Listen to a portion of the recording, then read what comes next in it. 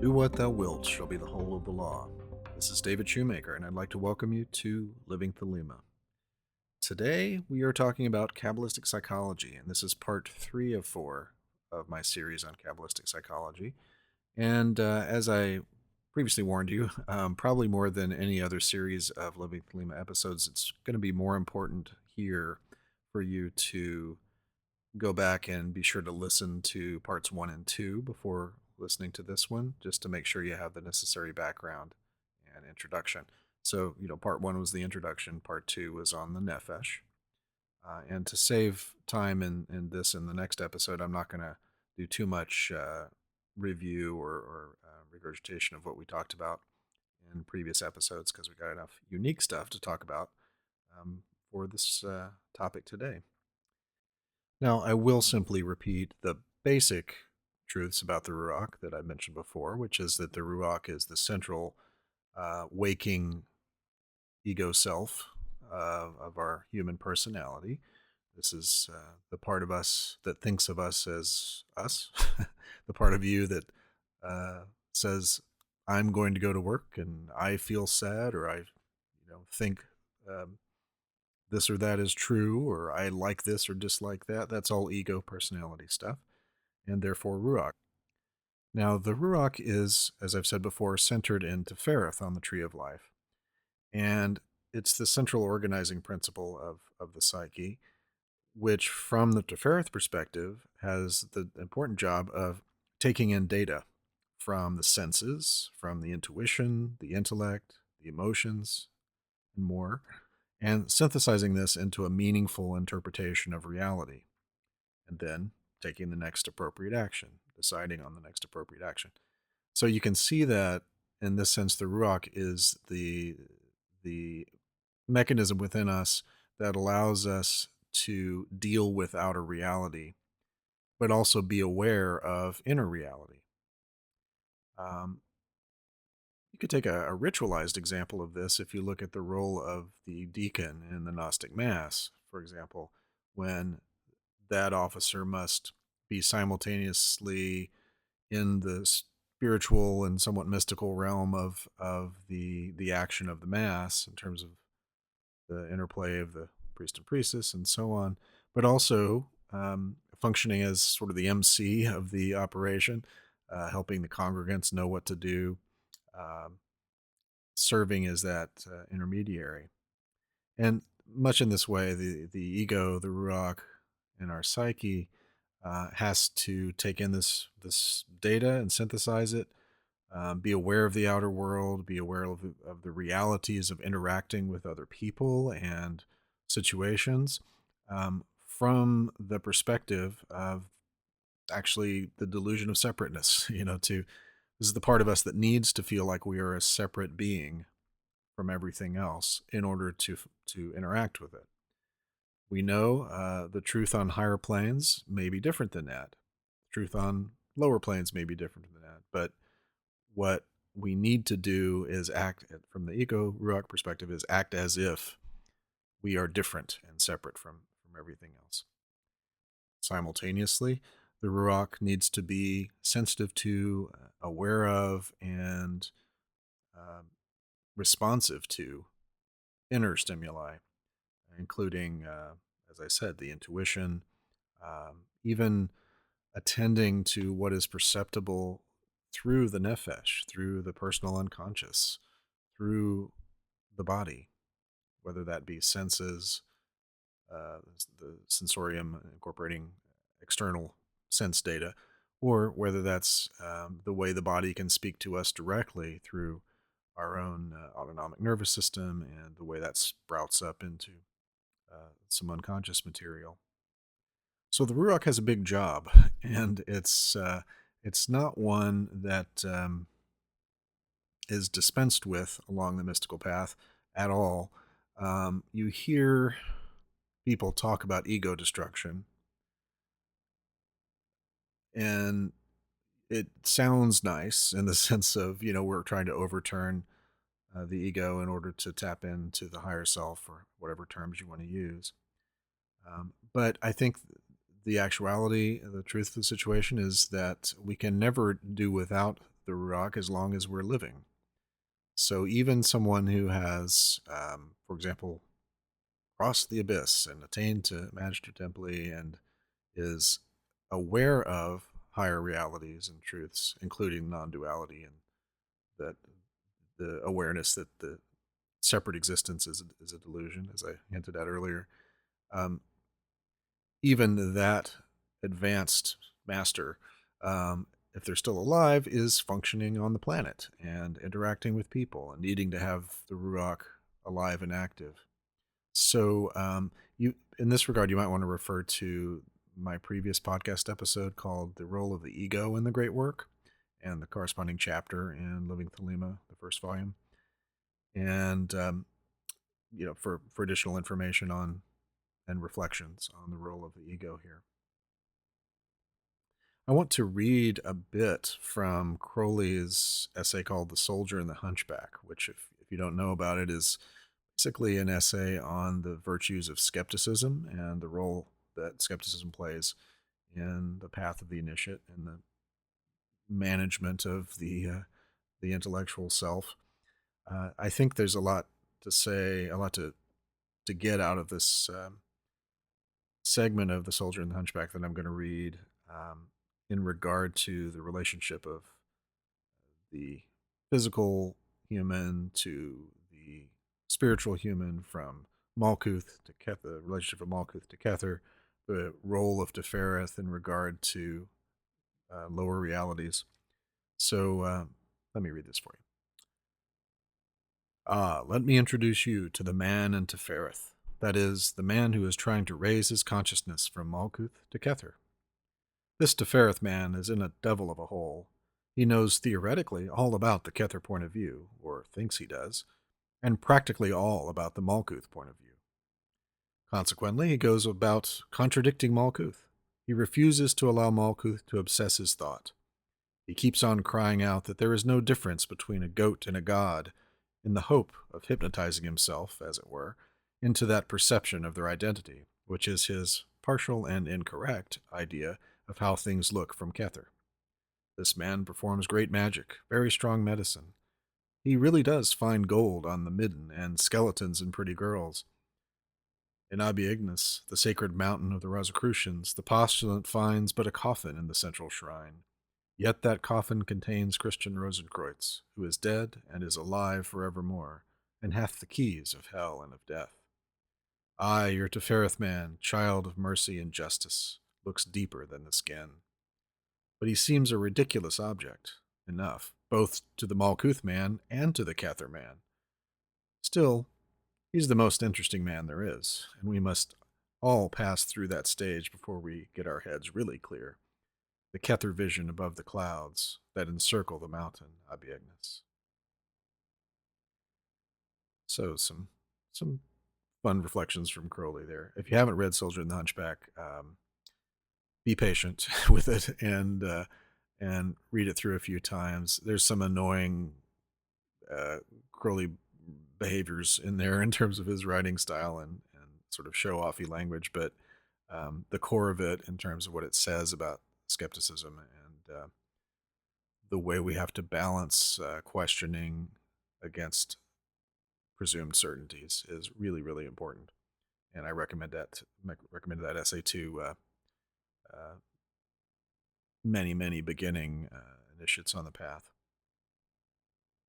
So when we talked about the Nefesh before, one of the things that we put a lot of emphasis on was that what the Nefesh needs to do in the new Aeon, the new Aeon evolution of the Nefesh, includes knowing where to turn for nurturance and guidance. And the Ruach is the rightful and natural parent, the true parent of the Nefesh, just as a physical child has a physical parent.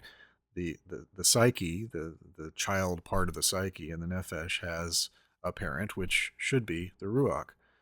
And so that's one role of the Ruach. But another very important role is, as I was mentioning earlier, relationships between ourselves and other people. So relating our Ruach to other Ruachs. This is from the perspective of the new Aeon evolution of the Ruach, uh, the core of the matter, because what has all too often been the downfall of Ruach functioning is that we become unduly dependent on other people, or allow them, or even unfortunately encourage them to be unduly dependent on us. So the new Aeon evolution is overturning those ego attachments, such as pride or presumption, uh, and finding a right relationship of Ruach to Ruach, enlisting appropriate aid from those we trust, and offering our own aid in return.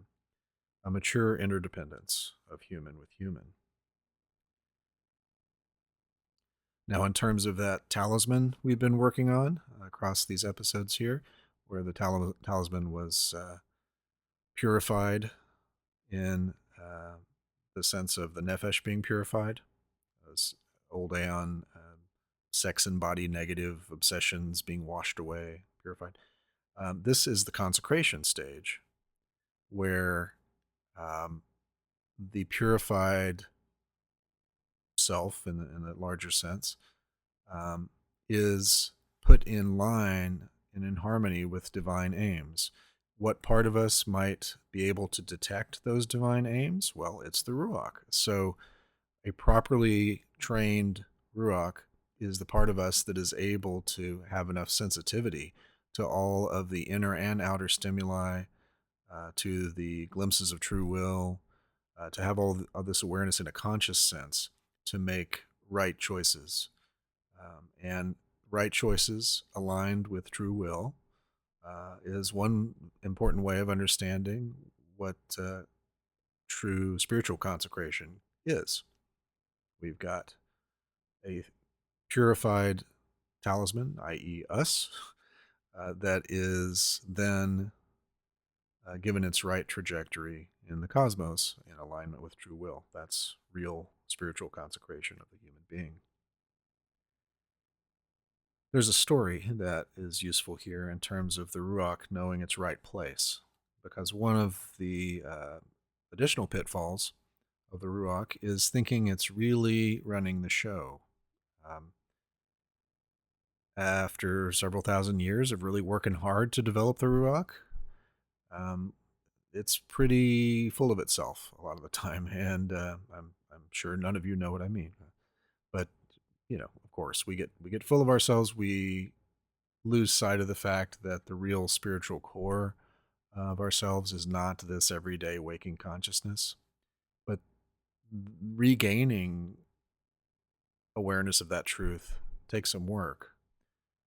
Takes a lot of inner work, whether that's done through means like self-analysis or psychotherapy, or explicitly magical and mystical practices. One of the central tasks of the Ruach is to get over itself a little bit. There's an old story which I believe has a biblical version of a big house property uh, that is managed by a butler, um, in service of the butler's master. So at a certain point, the master announces to the butler that um, the master's going off for a while to, fulfill a mission of some kind, off to a different town, whatever. And the butler says, "Sure, boss. I'll take care of things." The master goes, and then the butler, scrambles to kind of figure out how to do everything, and how to keep the farm animals happy, and how to run the business of the house, and how to keep food on the table, and all of that. This goes on much longer than the butler expected, and in fact, for many years. And the butler almost starts to forget that the master was there, or even hope for the master coming back anymore. It's more about maintaining the status quo. It's about the comfort of having figured stuff out, how to run the household, per se. And yet, sure enough, one day the master comes back, and the butler's very annoyed and confused about how to proceed with letting the master come back into its rightful role. So this little fable is really about the Ruach's need to see that it's not actually the master, and we'll talk a lot more about that in the Neshama episode coming next. Um, so, if we boil down the new Aeon evolution of the Ruach to a few sentences or phrases, it probably sounds something like grow up, mind your own business, help others without hurting yourself, and don't confuse the mastery of your personality and your outer life with being the real master of your soul, which is, of course, the place of the Neshama. So, to elucidate further the nature of the Ruach, I'm going to cheat a little bit and use an existing document, Libra Libre, the Book of the Balance, which I've done a reading of for Living Thelema before. I'm going to use some portions of this as, line by line, depending on the content, as jumping off places to make a note about the teaching about the Ruach that's embodied in the text. Now, as you may know, Libra Libre is an adaptation by Crowley of what would have been encountered by him in what he would have encountered in one of his Golden Dawn initiations in the late 1800s. Now, it's important to note that this was the equivalent in the context of that ritual. This is the equivalent of what we would call a charge during an initiation ceremony, a charge given to the candidate by an officer, which is not an oath-bound thing per se, but is a strong recommendation about how to live or how to understand the teachings of the experience they've just had in the ritual. So, accordingly, what I'm about to read is an adaptation of something designed to be heard by a human in waking consciousness, standing in a room, listening to someone who's giving them some advice about the truth of the world. So that's very Ruach stuff. That's the very definition of waking consciousness, taking in information, making decisions about its import, integrating, synthesizing it with other data, whether intellectual, emotional, intuitive, or sensory, or from higher spiritual sources, and incorporating that and making decisions about what it means and how to move forward. So here's an instruction to the Ruach from Aleister Crowley. Learn first, O thou who aspirest unto our ancient order, that equilibrium is the basis of the work.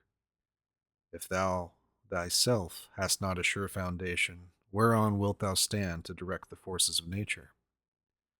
Okay, so we have equilibrium um, as an important principle of the Ruach. The Ruach has to make decisions about how to live in a balanced way. This is in keeping with what I was saying about the Ruach being centered into Ferrith and having to take in information from all the different parts of the self and different senses and so on. Know then that as man is born into this world amidst the darkness of matter and the strife of contending forces, so must his first endeavor be to seek the light through their reconciliation. So once again, the Ruach is charged with the incredibly important duty of seeing past what's called contending forces here, the dualism implicit in all of our lived life, Malkuth, and seeing past that to seek the truth, to seek the light that is coming from beyond, and find the reconciliation of these opposites.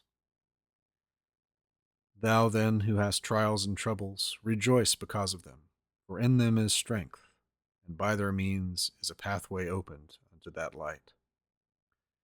So here is an instruction in somewhat veiled terms of the importance of the Ruach understanding that trials and troubles are only called that because of a subjective interpretation of the Ruach liking them or not. So trials and troubles are things that the Ruach doesn't like, and triumphs are things that the Ruach does. So that's all on its own plane, very fine and dandy, but the Ruach has to learn that initiation comes just as often, if not more, from things that feel like trials and troubles, and not just things that feel good. How should it be otherwise, O man, whose life is but a day in eternity, a drop in the ocean of time? How, were thy trials not many, couldst thou purge thy soul from the dross of earth? Is it but now that the higher life is beset with dangers and difficulties? Hath it not ever been so with the sages and hierophants of the past? They have been persecuted and reviled. They have been tormented of men. Yet through this also has their glory increased. So, doubling down on the idea that the human life, as experienced by the Ruach, is, as it says here, just a day in eternity or a drop in the ocean of time. Rejoice, therefore, O initiate, for the greater thy trial, the greater thy triumph. When men shall revile thee and speak against thee falsely, hath not the Master said, Blessed art thou? Yet, O aspirant, let thy victories bring thee not vanity, for with increase of knowledge should come increase of wisdom. He who knoweth little thinketh he knoweth much, but he who knoweth much hath learned his own ignorance. Seest thou a man wise in his own conceit? There is more hope of a fool than of him. Sounds like a lecture to the butler about knowing what he knows and what he doesn't know, and the not falling into one of the most important pitfalls of the Ruach, as I've said, which is the vanity of thinking it's running the show, and that it knows the truth in a broad way. Be not hasty to condemn others. How knowest thou that in their place thou couldst have resisted the temptation? And even were it so, why shouldst thou despise one who is weaker than thyself? Okay, so the Ruach is reminded to of the principle of psychological projection, for one thing, that when we're pointing fingers at someone, we are, by doing so, probably ignoring the corresponding blind spot in ourselves. Thou, therefore, who desirest magical gifts, be sure that thy soul is firm and steadfast, for it is by flattering thy weaknesses that the weak ones will gain power over thee. Humble thyself before thyself, that's with a capital S, yet fear neither man nor spirit. Fear is failure, and the forerunner of failure, and courage is the beginning of virtue. Therefore fear not the spirits, but be firm and courteous with them, for thou hast no right to despise or revile them, and this too may lead thee astray. Command and banish them, curse them by the great names if need be, but neither mock nor revile them, for so assuredly wilt thou be led into error. So here is a little bit of the flavor of the way the Ruach needs to treat the Nefesh, right? You're firm, courteous, you don't despise it or revile it, you meaning the Ruach. You command it, keep it in control in the sense of, helping it know that its impulses are important and sacred, but they don't always serve as the final decision-making faculty for how the entirety of the psyche behaves. So in a sense, there's a bit of a analogy, an analog, if you will, between the way we would treat spirits and the way we would treat our own nefesh. A man is what he maketh himself, within the limits fixed by his inherited destiny. He is a part of mankind. His actions affect not only what he calleth himself, but also the whole universe. Worship and neglect not the physical body, which is thy temporary connection with the outer and material world. Therefore, let thy mental equilibrium be above disturbance by material events. Strengthen and control the animal passions, discipline the emotions and the reason, nourish the higher aspirations. This is exactly what I was talking about earlier in terms of the ferret centered Ruach, taking in all this information and being sort of a transfer station of decision making based on all of it, keeping it in balance, and which of course is the name of this Libra I'm reading. It's in the name. Um, do good unto others for its own sake, not for reward, not for gratitude from them, not for sympathy. If thou art generous, thou wilt not long for thine ears to be tickled by expressions of gratitude. So again, fighting the ego's propensity for vanity and presumption and flattery, the desire for flattery. Remember that unbalanced force is evil, that unbalanced severity is but cruelty and oppression, but that also unbalanced mercy is but weakness, which would allow and abet evil. Act passionately, think rationally, be thyself. True ritual is as much action as word. It is will. Remember that this earth is but an atom in the universe, and that thou thyself art but an atom thereon, and that even couldst thou become the god of this earth, whereon thou crawlest and grovellest, that thou wouldst even then be but an atom and one amongst many. So again, keeping the ego in check. Nevertheless, have the greatest self-respect, and to that end, sin not against thyself. The sin which is unpardonable is knowingly and wilfully to reject truth, to fear knowledge, lest that knowledge pander not to thy prejudices. So the Ruach has to take in all this information and be careful in striving to balance it, that the prejudices of the psyche, the likes and dislikes, the the vanity that creates blind spots, all of that does not make us simply reinforce our own imbalance by preferring those things that suit us. To obtain magical power, learn to control thought. Admit only those ideas that are in harmony with the end desired, and not every stray and contradictory idea that presents itself. Fixed thought is a means to an end. Therefore, pay attention to the power of silent thought and meditation. The material act is but an outward expression of thy thought, and therefore hath it been said that the thought of foolishness is sin. Thought is the commencement of action, and if a chance thought can produce much effect, what cannot fixed thought do? So here we learn about the training of the mind. So the Ruach through yoga practices, for example, the system of AA or Temple of the Silver Star is uh, training the mind to focus, to maintain that focus, to refine the ability to um, fine tune that focus so that it's in line with magical aims and eventually, and most broadly, with true will. Therefore, as hath already been said, establish thyself firmly in the equilibrium of forces, in the center of the cross of the elements, that cross from whose center the creative word issued in the birth of the dawning universe. Tefereth as the crowning point of the pentagram of the four elements. Be thou, therefore, prompt and active as the sylphs, but avoid frivolity and caprice. Be energetic and strong like the salamanders, but avoid irritability and ferocity. Be flexible and attentive to images like the undines, but avoid idleness and changeability. Be laborious and patient like the gnomes, but avoid grossness and avarice. So there he's naming the elemental entities that we were just referring to in terms of the pentagram. So shalt thou gradually develop the powers of thy soul, and fit thyself to command the spirits of the elements.